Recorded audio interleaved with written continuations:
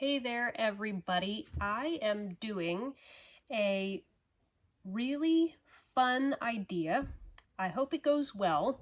I've recently started doing mixed media acrylic pours where I put butterfly wings in them. This is an example where I've got a Dutch pour and then I've put butterfly wings into the wet paint. So it's a butterfly and paint mixed media painting, and I just love that. So today I'm doing one with a Luna Moth in it. I have Luna Moth wings right here, and what I've done, this is a really important step. When you do a painting like this, you cannot brush on your varnish because you'll just rub the color off of the wings, so you have to spray varnish. And sometimes the spray can turn butterfly wings, like it can mess up the color or it can turn them sort of translucent. So especially if you're putting them into a color of paint that's not white, you need to paint the backs first so that even if they go kind of translucent, there's a solid color behind. It's hard to explain why, but like imagine if you had this green and then you got it wet and it went all dark. So I've actually painted the backs of these mint green because if these wings go translucent, I don't want them to look white. I want them to still be green. With most other wings, they keep their color well enough that I just paint it white. But if you have one that you particularly want to stay a certain color, you can paint it that color on the back. So my green doesn't exactly match, but this color coming through the wing, I think, will still give the effect that I want. So I've got butterfly wings. I also have the body with the antennae still attached because I'm gonna put those in the painting also to add extra texture and cool details. So I'm just using a pair of forceps. You could use tweezers. I really like forceps because there isn't a spring. So you don't have to like really squeeze them. You can be more gentle. They're not expensive. Anyway, so there's my wings. I'll set them aside so they don't blow away. My colors, because Luna Moths are a nocturnal moth, I'm doing it on a black base. So I've got black paint, and then I'm gonna have the moth in the middle and sort of a ring of color around the outside blown in the corners. So it'll be mostly on the corners, kind of going over, but then the moth in the middle. So I've got white, which is, my black is apple barrel, my white is a mix of apple barrel and Sargent. Then I have this mint green, which is a mix of apple barrel spring green with some Amsterdam white and a little bit of Blick phthalo green. And it's all mixed, 1 part paint to 2 parts Floetrol, and then thinned with water. So then I've got this FolkArt antique copper. I don't know if you can hear my children running around upstairs. It's bedtime, so they're heading to bed. Anyway, love this antique copper. I call it a bronze. It's a dark copper. And then I have this Sargent metallic green, which is really good for making a cell reaction in Dutch pours. Okay, so those are my colors. Let me move those out of the way and put down the base coat of black.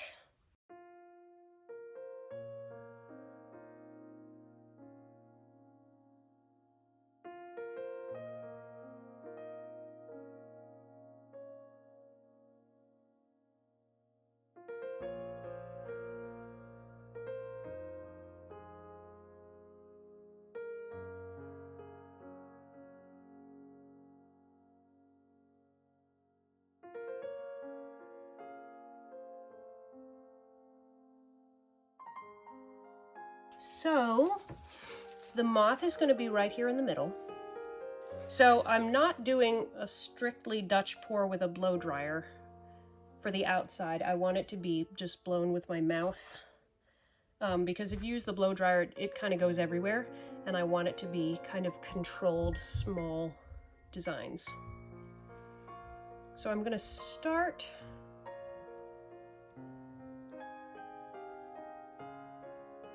with this green. So this is kind of the color of the moth.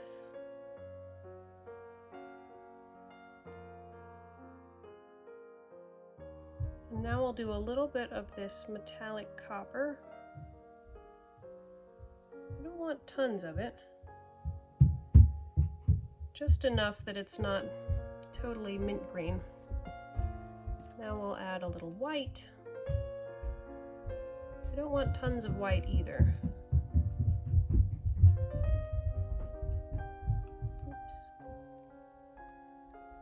Because I don't want it to turn really gray.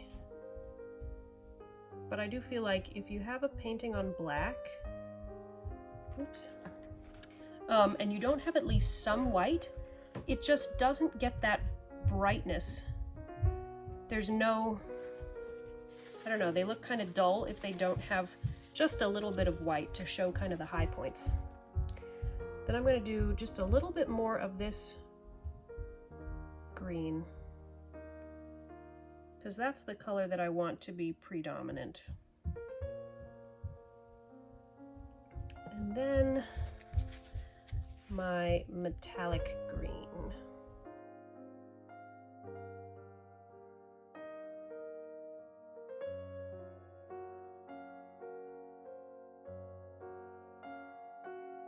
Let me torch really quick to get the air bubbles out, and then we'll start blowing it.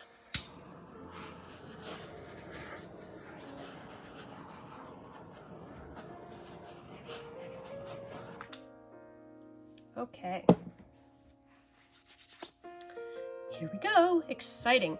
I'm not going to cover it because I think if I blow the black over the paint and then start blowing it out, I won't have as much of the bold colors left.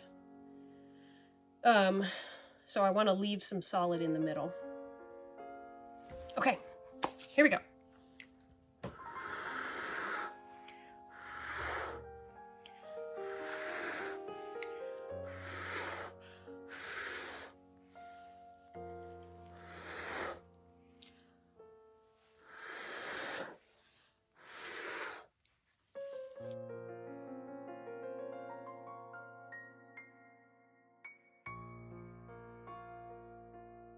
Well, I'm loving this color combination. It's definitely looking Luna Moth-y, and it's standing out brightly against the black, which is good.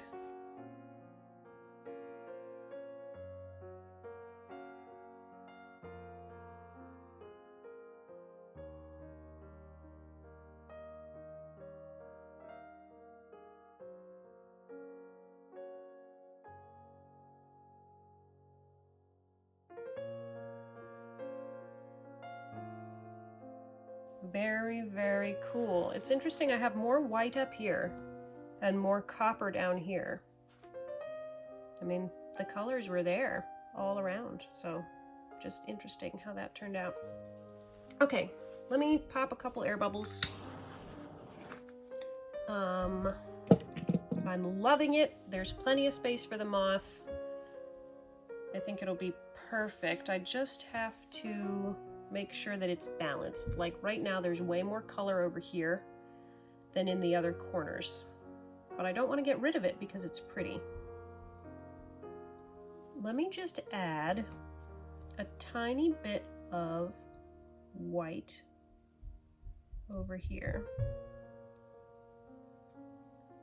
and a little bit of the metallic green. No, not the metallic. A little bit of the regular green and a little bit of the metallic green. Okay. And we'll just blow that out because I liked what I had here, and I don't want to lose that copper, but I want to kind of balance, and I really love how it looks with the white.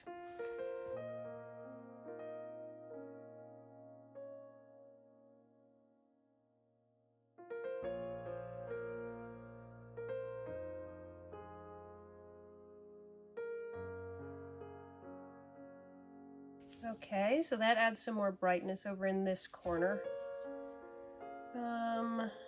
This corner, it doesn't have tons of white, but it has light green, so I think that's good enough. I'm just going to turn it and add a little bit more in this corner here, because for some reason this doesn't look like it got blown out all the way. Like there's these big blocks of black. So I'm just going to add a little bit more of my green all the way across there.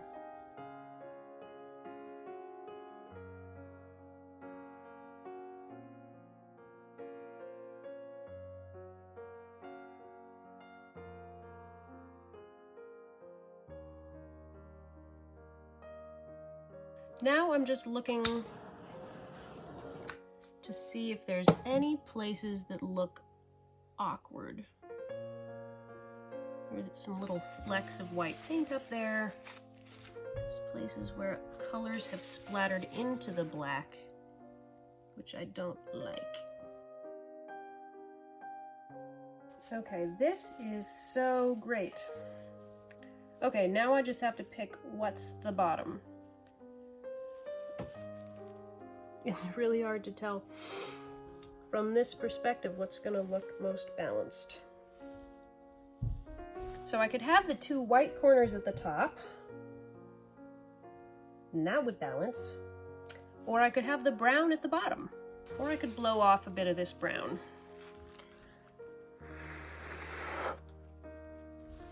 Make it not quite... I like the copper a lot, but it was kind of overwhelming.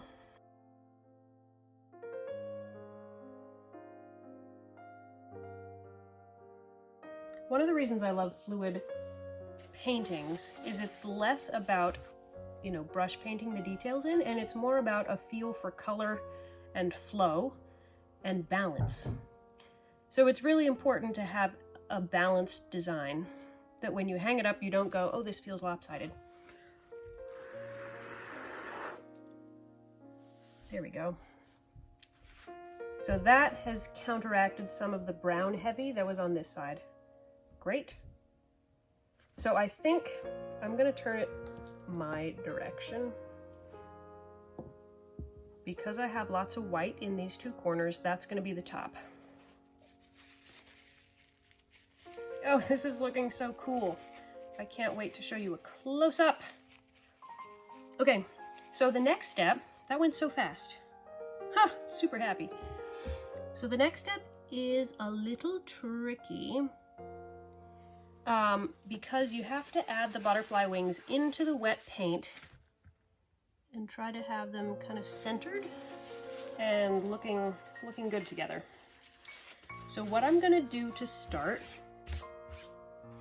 is just clean off a little section of my workspace here and lay out how I want it to look.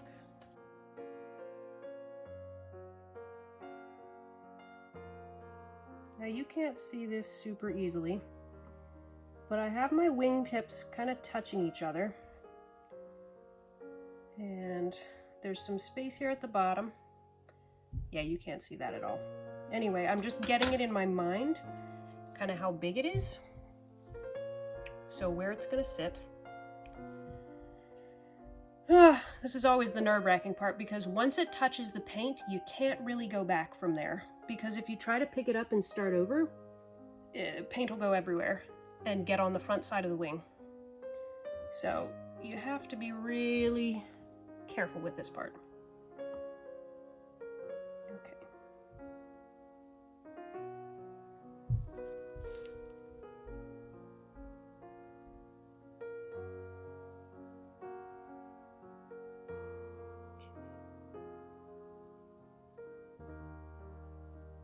There it is. Sort of gently tap it down into the paint. Whew! First one done. And that kind of sets the tone for how the rest of it goes. So I want this one to basically be touching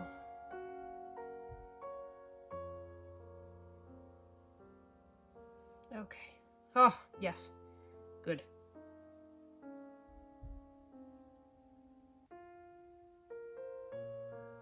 So you can nudge it a little bit once it's in the paint, but you cannot do big movements or paint will come up over the top.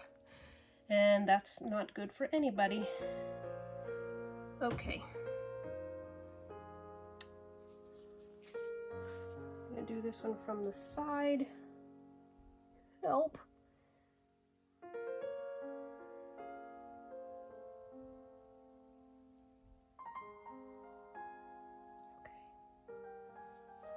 Does that look good? Before I push it in, yes. Oh, that looks good. And now this one.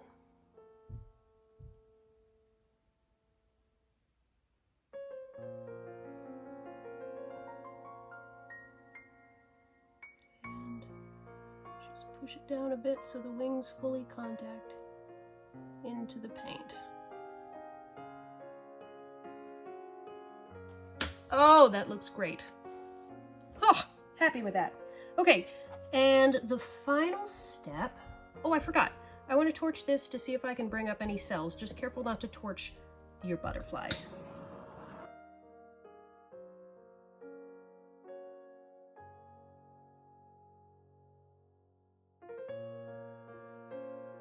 And the last step, which may be the hardest step, is adding the antennae in. And you don't have to do this, and I don't technically have to do this, and if it doesn't go well, I may be pulling them out and just painting them on, which is what I did with my first butterfly painting. And then my second one, I added them in and they look really good.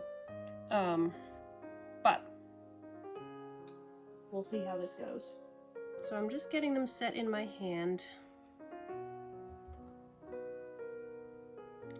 These are the really fuzzy ones because it was a male moth.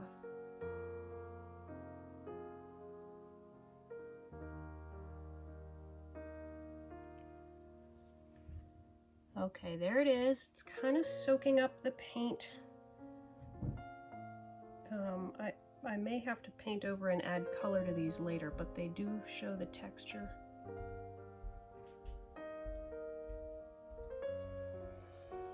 Whew. Now I can breathe.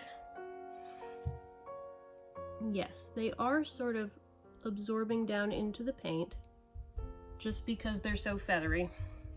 So once this dries, I'll just come in with kind of a light tan color and paint over those little fronds.